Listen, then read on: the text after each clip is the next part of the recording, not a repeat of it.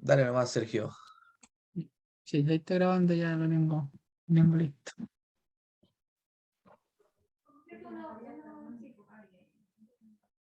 Ya. Y entonces en este cierto principio de publicidad, bueno, como establecía que las causas cierto son públicas en la regla general y bueno, las que no, porque se establecen secretos, ¿cierto? No se van a establecer. Y ahí se habla de las excepciones, ¿cierto? Del libro privado que llevan los tribunales colegiados en el ejercicio de la jurisdicción disciplinaria. Obviamente no vamos a poder ver por qué motivo están disciplinando a los jueces. Los acuerdos de los tribunales colegiados, los juicios expedientes sobre nulidad de matrimonio, por ejemplo, la tramitación de la adopción. Estas son excepciones porque no se van a publicar. El registro electrónico de palabras o pasajes abusivos, sesiones de los tribunales colegiados para calificar a los funcionarios, bueno, esas cosas, ¿cierto? No las vamos a poder acceder. Pero igual el principio de publicidad, en simples palabras, es que los actos de los tribunales son públicos, salvo las excepciones precisamente establecidas por la ley. Eso es lo que ustedes tienen que saber de esto. Siempre hay una distinción, una excepción. También, Consulta. ¿sí? Hay algunas causas que son de penal, pero hay algunas que son de como de connotación pública o algunos delitos de abuso o violación, que esas tampoco no son públicas, ¿o no? Exactamente. Claro, hay causas penales que no son públicas y hay causas penales que sí son públicas. ¿Mm? De familia, por ejemplo, también. Ahí va a depender, ¿cierto?, del tipo de causa, va a De la depender de ley. lo que afecte, o porque las partes lo soliciten, ¿cierto? Eh, todo va a depender. Por eso Exactamente. También es otro ejemplo que comentaron ahí. el compañero, ¿cierto?, como comenta la ley 20.000, ¿cierto?, cuando se dicta el secreto de la investigación, ahí va a depender. Pero hay causas penales que no son secretas, ¿cierto?, que son públicas, que uno las puede ver sin ningún problema. Por eso es que este principio tiene esa excepción. Los salvos, ¿cierto?, las excepciones expresamente establecidas por la ley. Y dentro de eso, ¿cierto?, van a estar esas peticiones de estas causas que no van a ser públicas. Lo que pasa es que con el tema de la publicidad hay que tener mucho cuidado porque ustedes saben que la Constitución le garantiza a todas las personas la protección de los datos personales, de la información, por un derecho a la honra, etcétera. Y hoy en día es muy fácil, bueno, la interconexión ha privado un poco de la privacidad, valga la redundancia, a las personas, pero hay situaciones como lo que dice don Mauricio Matus, en donde, por ejemplo, una violación calificada o cualquier tipo de violación no es digno que cualquier persona se meta a internet y pueda ver la identidad de esa persona o los pormenores. Entonces, hay ciertas situaciones en donde sí hay que dictar este secreto, este principio de secreto.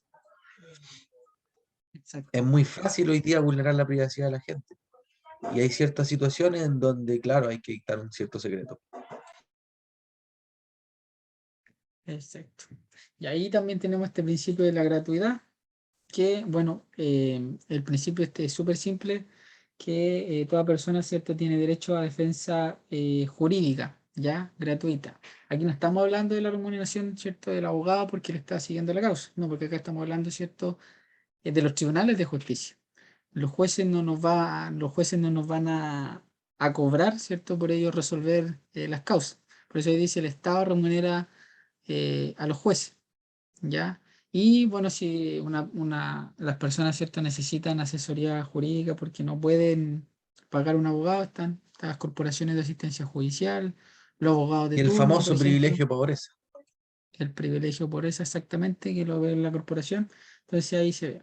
Pero principalmente los jueces, ¿cierto?, no nos va a cobrar, porque toda persona tiene este derecho que está consagrado en la Constitución, en el artículo 19, número 3, a disponer, ¿cierto?, de defensa jurídica. Y ahí se ven, ¿cierto?, por ejemplo, la, la Corporación de Asistencia Judicial y los abogados de turno. Ese es el principio de gratuidad. No hay mayor complejidad de comprender.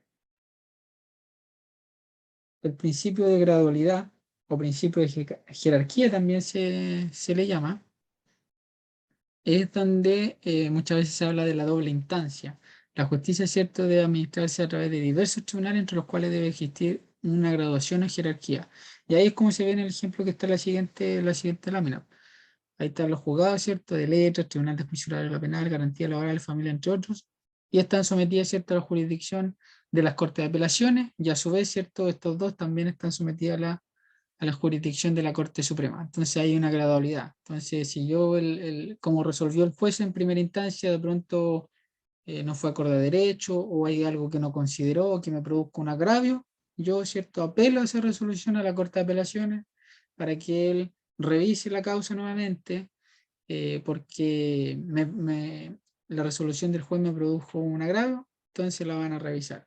Y así sucesivamente van a haber otros recursos que también van a proceder hacia la Corte Suprema en caso de algo que me produzca un agravio, y así va a seguir hasta la cúspide que llega, ¿ya? Que es la Corte Importante, Suprema. importante, Sergio, señalar que es importante que ahora solamente conozcan esta gradualidad o jerarquía. No se metan tanto en los recursos porque Claro, con muy buen interés de saber más, me habló un compañero de ustedes por interno y quería entender respecto a los recursos. Recursos hay muchos: reposición, nulidad, apelación, casación en la forma, casación en el fondo. Depende de qué tipo de resolución se ha dictado, si es una sentencia definitiva, ejecutoriada, qué causa ejecutoria, etcétera.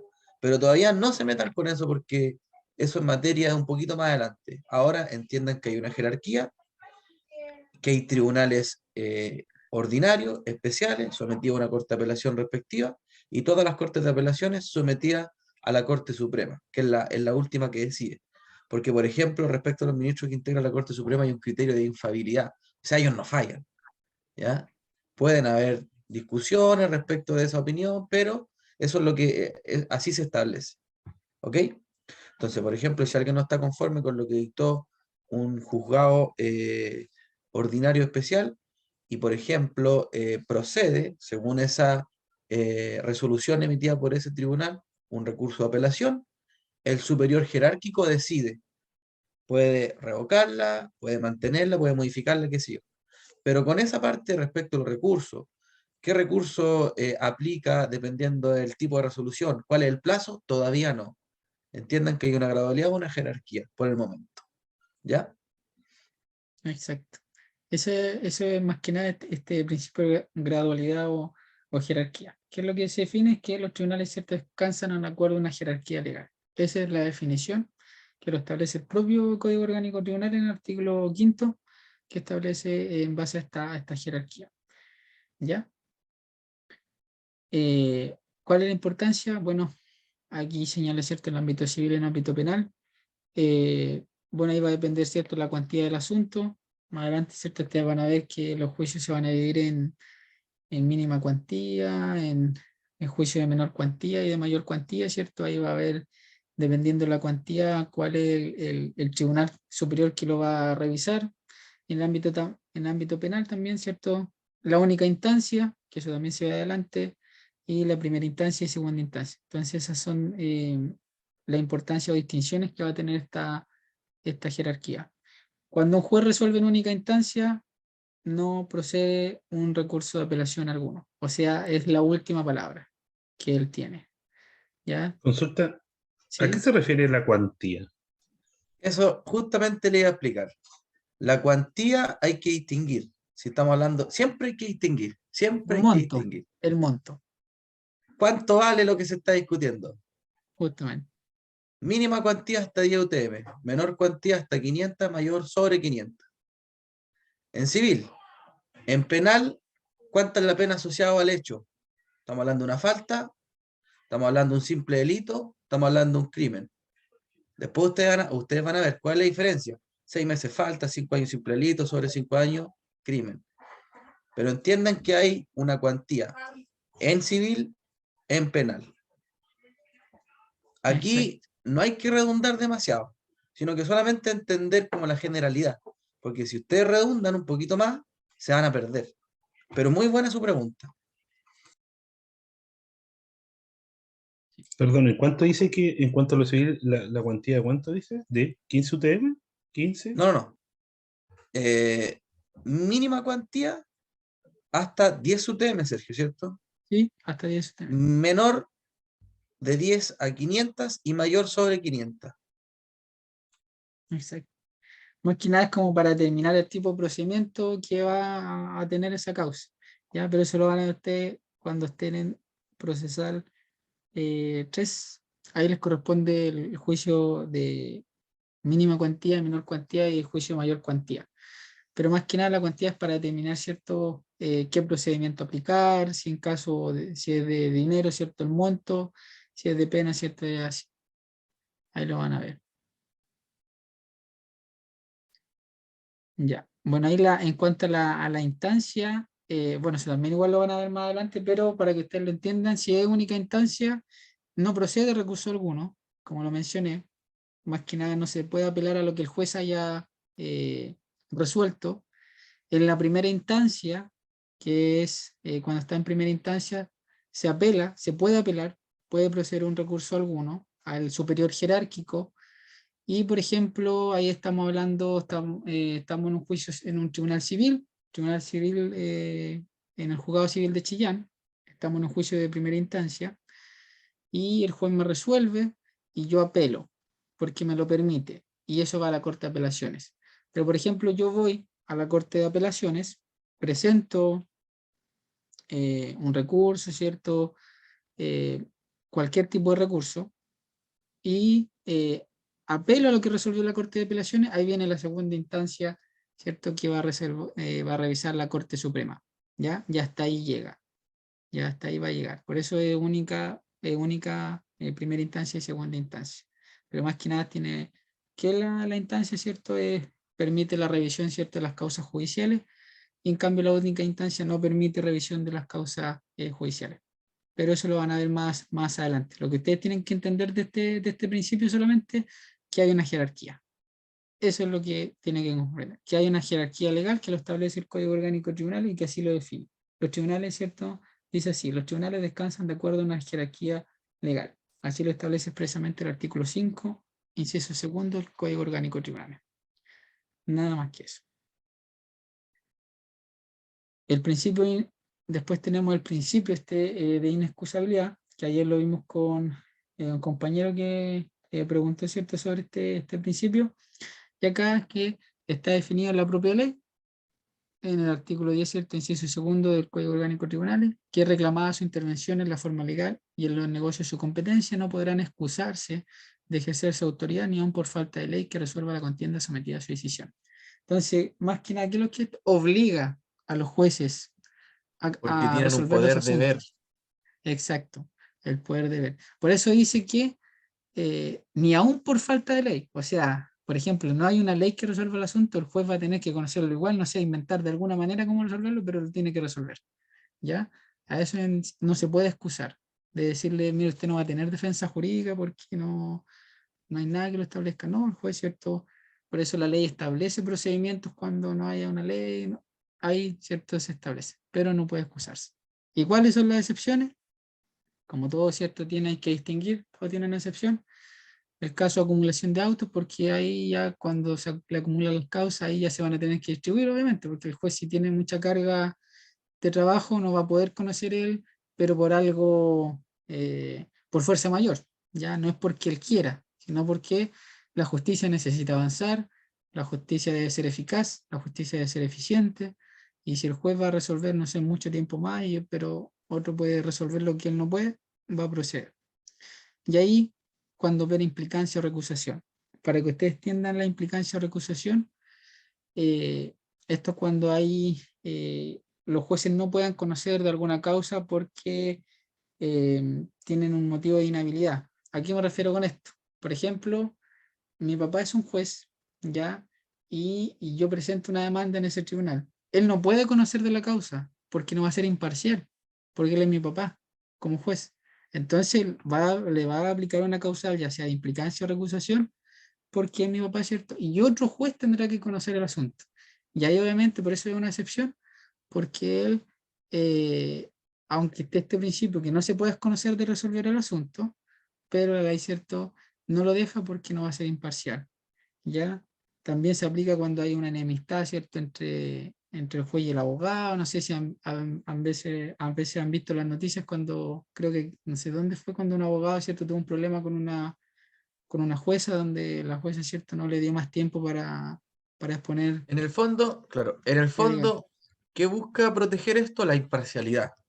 O sea, justamente. si hay alguna causal, me parece que está en el 195, la implicancia, y 196, la Sí, recusación. Si hay 195 y alguna 196. causal que reste imparcialidad, evidentemente ese juez no puede conocer del asunto. Después ustedes Exactamente. las pueden leer. Pero esa es la excepción. Después tenemos este principio de responsabilidad, o sea, los jueces son responsables también, independiente de que sean jueces, ellos no están exentos de la ley o de la aplicación de justicia. Entonces aquí, ¿cierto?, se distingue el ámbito de responsabilidad civil. El juez responde de los daños que él cause con su culpa o dolo, ¿cierto?, en ejercicio de su cargo. Va a ser responsable de esto. Eh, en el ámbito penal, si él incurre en algún delito, también va a ser responsable. Bueno, ahí dice cierto cohecho, falta de observancia en materia sustancial de las leyes, denegación de la justicia, denegación y torcida administración de la justicia, en general toda prevaricación, ¿cierto?, en la que incurran, sean todo delito que ellos tengan. Van a tener responsabilidad, responsabilidad común, responsabilidad disciplinaria, ¿cierto?, si es que cometen, no tienen buen comportamiento, responsabilidad política también. Pero, ¿cómo se define este principio? Bueno, ahí lo establece, ¿cierto?, el artículo 79 de la Constitución Política de la República, y que define que los jueces son personalmente responsables por los delitos de cohecho, falta de observancia en materia sustancial de las leyes y en general toda prevaricación que incurra en el desempeño de sus funciones. Aquí los jueces, ¿cierto?, son responsables no solo ministerialmente, sino también son responsables en cuanto a individuos al cometer delitos comunes. Entonces, ellos tienen igual son iguales ante la ley igual que nosotros, ¿ya? Ese es el principio de responsabilidad, que ellos también son responsables. Y bueno, lo último, ¿cierto?, el sistema de nombramiento de jueces. Eh, ahí, ahí sí. Ahí, por ejemplo, el ministro, ¿cierto?, de la Corte Suprema y los fiscales judiciales. Ahí la Corte Suprema elabora, ¿cierto?, una quina al cual elige al presidente, ¿cierto?, elige un candidato. Ese candidato, ¿cierto?, requiere la aprobación de los 2/3 del Senado. Y ahí, bueno, se considera, ¿cierto?, si es abogado del Poder Judicial, si es un abogado externo. Y más que nada, este es el sistema de nombramiento de juez. Por ejemplo, los ministros de la Corte Suprema también se elabora una terna, o sea, un listado, lo cual el candidato es, ¿cierto?, elegido por el presidente de la República y se incorpora, ¿cierto?, por derecho propio al juez de la comuna, asiento o corte inmediatamente. Y los juzgados de letras civiles y criminales, ahí la Corte de Apelaciones también elabora un listado, ¿cierto? Y el presidente de la Corte de Apelaciones elige a este candidato. Ese es el sistema de nombramiento de jueces. Así es como se distingue. Pero ¿cuál es lo principal de toda de este PPT? Son los principios, ¿ya? Los principios son, yo creo que la parte simple de la materia, porque no tiene no tiene tanto problema de entenderlo. Son bastante fáciles de comprenderlo. Realmente tienen que repasar esto y bueno, ahí probablemente les pueden poner ejemplos, ¿cierto? Eh, si un juez decide no iniciar una demanda, y ustedes van a ver qué principio está afectando. Usted le pone, ¿cierto?, el principio de inexcusabilidad, ¿cierto? Si el juez, ¿cierto?, quiere conocer las causas de otro tribunal, qué principio va a estar afectando, ¿cierto?, el de inamovilidad, y así sucesivamente. Por ejemplo, el juez, ¿cierto?, está cobrando por este asunto, ¿qué principio afecta? Bueno, iba a decir que va a ser el principio de la gratuidad, o también va a ser el responsable, ¿ya? Entonces ahí ustedes pueden ver cómo se puede aplicar esto. Lo importante es que comprendan el principio, su definición, ¿cierto?, y sus excepciones, porque siempre hay una distinción de cada una de estas cosas. No sé si tienen alguna pregunta, alguna duda. Ya, bueno, ustedes el lunes tienen su prueba, así que bueno, yo les voy a enviar el resumen de este tercero PPT, de PowerPoint. Y bueno, si requieren ¿Cómo que hacer la repasemos prueba? algo más. Ah, ¿Cómo hacer la prueba?